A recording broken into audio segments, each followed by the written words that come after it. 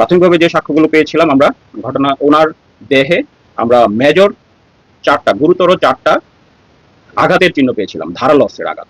এছাড়া বুকের পাশে একটা দাগ ছিল। আঘাতগুলো ছিল বুকে, পেটে, ঘাড়ে। খুবই পরিকল্পিত আঘাত, ধারালো অস্ত্রের আঘাত। এবং উনার ঘরে রক্ত ছিল, রক্ত মানে একদম অনেক রক্ত ছিল, কিন্তু খুব ধস্তাধস্তির কোনো আমরা চিহ্ন পাইনি। তারপরে আমরা আমাদের যে টিম গেল, গিয়ে ওনার ঘরের থেকে পিছনের দিকে যেতে একটা টি শার্ট একটা ব্যাগে পায়। আমাদের অনেকেই ওখানে ছিলেন। একটা গেঞ্জি, টি শার্ট মানে গেঞ্জি, ওটা একটা ব্যাগে ছিল, খুব পরিপাটি করা ছিল। তারপরে একটু পিছনে যাওয়ার পরে যে দিক দিয়ে খাল আছে, ওইখানে গিয়ে ওই গাছের উপরে কিছু ব্লাড স্পট পায়, ব্লাডের রক্তের কিছু ফোঁটা ছিল। তো এর কিছু পরে গিয়ে আমরা একটা মাস্ক পেয়েছিলাম। আপনারা অনেকেই সাথে ছিলেন, আমাদের টিম ওই দিনই পেয়েছে একটা ফেস মাস্ক। এগুলো আমরা ওই দিন পেয়ে যাই।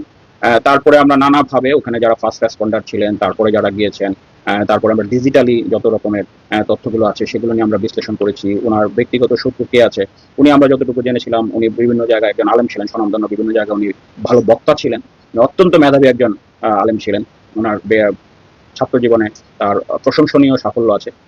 সব মিলিয়ে সব বিষয় নিয়ে আমরা কাজ করার চেষ্টা করি। করতে করতে করতে করতে আমরা এমন একটা বিষয় আবিষ্কার করে ফেলি বা উদ্ঘাটন করি, সেটা একটু শকিং। সেটা হচ্ছে আমরা তারপর ওনার ফ্যামিলি আবার ছিল না, ওনার একটা ছোট ইমিডিয়েট মানে দ্বিতীয় সন্তান মেয়ে, এই তার পিতার মৃত্যুতে একটু অসুস্থ হয়ে যায় মানসিকভাবে, তাকে চিকিৎসা করানোর জন্য তার স্ত্রী সহ অন্যরা ঢাকায় ছিল। আমরা তাদেরকে খুব ভালোভাবে জিজ্ঞাসাবাদ করতে পারছিলাম না, ওনারা পরশু ঢাকা থেকে এসছেন। তারপরে আমরা তাদেরকে জিজ্ঞাসাবাদ শুরু করি। ঘটনার দিন ওনার স্ত্রী বাসায় ছিলেন না, এটা আপনারা ইতিমধ্যেই জেনেছেন।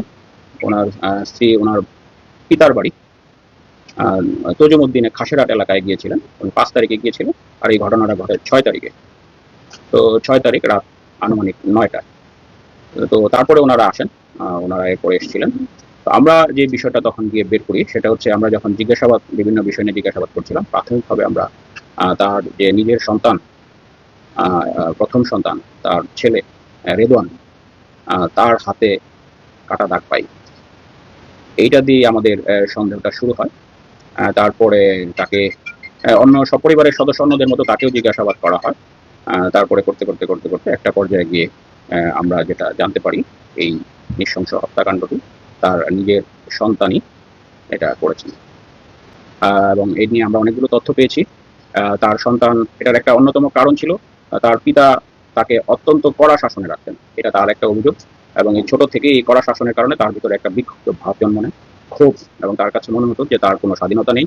সে খুবই, তার পিতার মতো তার সন্তান অত্যন্ত মেধাবী ছাত্র, সে ক্লাসে ফার্স্ট হতো, তারপরেও তার কোনো স্বাধীনতা ছিল না, তাকে প্রচণ্ড মারধর করতো, এরকম তার অভিযোগ। তো এগুলো থেকে তার ক্ষোভ তৈরি হয় এবং বিভিন্ন সময়ে সে বাড়ি থেকে পালিয়ে যাওয়ারও চিন্তা করেছে মুক্তির জন্য। তার পরবর্তীতে সে আত্মহত্যারও চেষ্টা করেছে। মাস 2 আগে উনি ওই ছেলে তার আত্মহত্যার চেষ্টা করে। যদিও ওই সন্তান তার পিতারই মাদ্রাসায় লেখাপড়া করে, কিন্তু গত 2 মাস যাবৎ কিন্তু সে বাসায় থাকে না, এটা আপনারা যারা জানেন, আশপাশে থাকেন তারা জানেন। তো কেন? কারণ সে একবার আত্মহত্যার চেষ্টা করেছিল।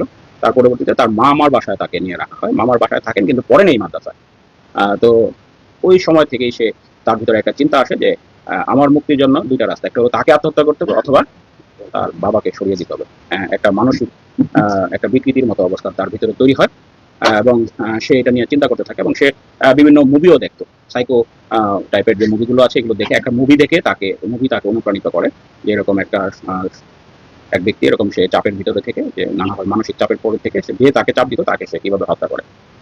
এটা পরের থেকে সে এই পরিকল্পনাটা করে, এবং সে একটা ছুরি অর্ডার করে দারাজে। গত 2 তারিখে সে দারাজে একটা ছুরি অর্ডার করে, ওই ছুরিটা সে 5 তারিখে রিসিভ করে। তো তার উদ্দেশ্য ছিল 4 তারিখে তার বাবাকে সে হত্যা করবে। এবং 4 তারিখে তার প্ল্যান ছিল সে ফজরের নামাজের পরে, অনেক সময় সে খুঁজছিল কখন করবে, তো ফজরের নামাজের পরে তার একটা পরিকল্পনা ছিল। কিন্তু 4 তারিখে তার ছুরিটা তখন পর্যন্ত তার হাতে পৌঁছায় নাই। 4 তারিখে তার মা তাদেরকে ফোন দিয়ে বলে যে সে নানার বাড়ি আসছে। তো এইটার পরে তার প্ল্যানটা সে চেঞ্জ করে, যে তাহলে তো সুযোগটা হয়ে গেল। যে তাহলে সে প্ল্যান করে যে 6 তারিখে, এটা তার জন্য একটা সুবর্ণ সুযোগ, 6 তারিখে সে এশার নামাজের পরে সে বাসায় গিয়ে এই কাজটা করবে। তো যথারীতি পরিকল্পনা অনুযায়ী সে বাসা থেকে চলে আসে, তজুমুদ্দিন থেকে ভোলায় চলে আসে। এসে সে তার ওই মেইন গেটের দরজা খোলা ছিল, কিন্তু ভিতরের দরজা, যে বাসার যে দরজাটা, সেটা তালাবদ্ধ ছিল। তার ভিতরে পিছনে গিয়ে সে অবস্থান করে। তখন এর আগে সে এই পরিকল্পনার জন্য সে আরো কিছু কাজ করে, পরিকল্পনা বাস্তবায়নের জন্য। একটা কালো শার্ট সে ক্রয় করে মানে তার মামার দোকান থেকে এটা সংগ্রহ করে। কালো শার্ট কেন নিয়েছে? কারণ সে কালো শার্টে রক্ত লাগলে এটা দেখা যাবে না, এই জন্য কালো শার্ট সে নির্বাচন করে। আর একটা ক্যাপ সে ক্রয় করে, এটা ভোলা সদরেরই একটা দোকান থেকে ক্রয় করে। আর একটা ঘড়ি সে তার মামার বাসা থেকে নিয়ে আসছিল। আপনারা যারা আমাদের এই তদন্তের সঙ্গে সহযোগিতা করছিলেন তারা জানেন, আমরা তার বাসা থেকে একটা প্লাস্টিকের ঘড়ি ব্যবহার করেছিলাম, এটার ফিতা ছেঁড়া ছিল। তো এই ঘড়ির মালিককে আমরা খুঁজছিলাম। এই ঘড়িটা তার মামার টেবিল থেকে সে নিয়ে আসছিল, প্লাস্টিকের একটা ঘড়ি, ওই যে কালো রঙের। তো এই ঘড়িটাও সে ওই সময় নিয়ে আসে টাইম ঠিক রাখার জন্য।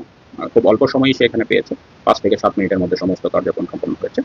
কম্পিউটারে কাজ শুরু করেছে, তখন এই ছেলে দরজায় নক করে। দরজায় নক করার পরে ওর বাবা তাকে জিজ্ঞেস করে কে, তখন বলে বাবা আমি রেদওয়ান। তখন সে ওই বলার পরে বাবা দরজা খুলে দিলে ঢুকেই সে, এর আগে সে যখন ঘরের পিছন থেকে আসে সিঁড়িতে সে কিছুক্ষণ বসেছিল। তার বক্তব্য মতো তার শরীর তখন কাঁপছিল, কিন্তু তার সিদ্ধান্ত ছিল না, এই সিদ্ধান্তটা সে যে কোনো মূল্যে হোক ওই দিনই বাস্তবায়ন করবে, এছাড়া আর তার মুক্তির কোনো উপায় নাই। এই চিন্তা থেকে সে যখনই দরজাটা খুলে সে কোনো রকম কাল বিলম্বন না করেই প্রথম ছুরিটা চালায়, যেটা তার পেটের কাছাকাছি একটা স্পট আছে, আপনারা ওইটা প্রথম লাগে। এটা লাগার পরে ওর বাবা ছুরিটা ধরে ফেলে। আমাদের সুরত হলেও ওর বাবার হাতে কাটার দাগ আছে। তখন ধরে ফেলার পরে ও মাপ চায় তার বাবা, যে তোর বাবা আমাকে মারিস না, আমাকে মাফ করে দে। সে তখন বলে ঠিক আছে, কমিটমেন্ট করে করবে না। তখন তার হাত থেকে যখন ওই যে ছুরিটা ছড়াইতে যায় তখন তারও হাতটা কেটে যায়, এই রেদওয়ানের হাতও কেটে যায়, ওই কাটা দাগটা আমরা পরে পেয়েছি। তারপরে সে বুকে পেটে এরকম 2টা ইয়া করে, এবং তার একটা তার বাবা তখন চিৎকার দেয়, চিৎকার দিলে তখন গলায় মারে। এবং তার ধারণা ছিল আগে থেকে ওই যে ঘাড়ের পিছনে যে আমরা একটা কাটা দাগ পেয়েছি, যে কিভাবে মারলে মৃত্যু নিশ্চিত হয়, এটা সে ওই মুভি দেখে পেয়েছে। ঘাড়ের পিছনে সে ওই সময় একটা আঘাত, তার বাবা তখন বাঁচাও বাঁচাও চিৎকার করেছিল। এই বাঁচাও বাঁচাও চিৎকারটা পাশের বাড়ির এক মহিলা আছেন, আয়ানের মা, হ্যাঁ ওনারা কিন্তু শুনেছে। এবং রাস্তার একজন রাজন নামে এক লোককে আমরা পেয়েছিলাম, রাজনও শুনেছে। এই আয়ান গিয়ে তারপরে ওই মাদ্রাসায় গিয়ে জহিরুলকে এবং আরিফকে প্রথমত ডেকে আনে, যারা ছিল ফার্স্ট রেসপন্ডার, প্রথমত যারা সাড়া দেয়। ওনারা এসে কিন্তু দরজা বন্ধ পেয়েছে, পাওয়ার গেটটা মেন গেটটা বন্ধ পেয়েছে, তারপরে তো টিন ভেঙে তারা ভিতরে ঢুকেছে। ওই যখন ঢুকে এর মধ্যে যখন তার বাবা চিল্লাচিল্লি শুরু করে ওইটা সাউন্ড, তখন তো গলায় মেরেছে, বাবা পড়ে যায়। সে দ্রুত দরজাটা আটকে বাইরে চলে যায়, পিছনে চলে যায়। এর মধ্যেই খুব দ্রুতই কিন্তু আবার ওই রেসপন্স টিম আসে, এবং ওরা গেট খুলে দিলে আরো লোক ঢুকে, আশপাশের সবাই ভিতরে চলে আসে। সে পিছনে ছিল, বেশ কিছুক্ষণ ছিল। তার বক্তব্য হচ্ছে যদি পিছনে কেউ যেত ওই সময় তাহলে হয়তো আমি ধরা পড়তাম।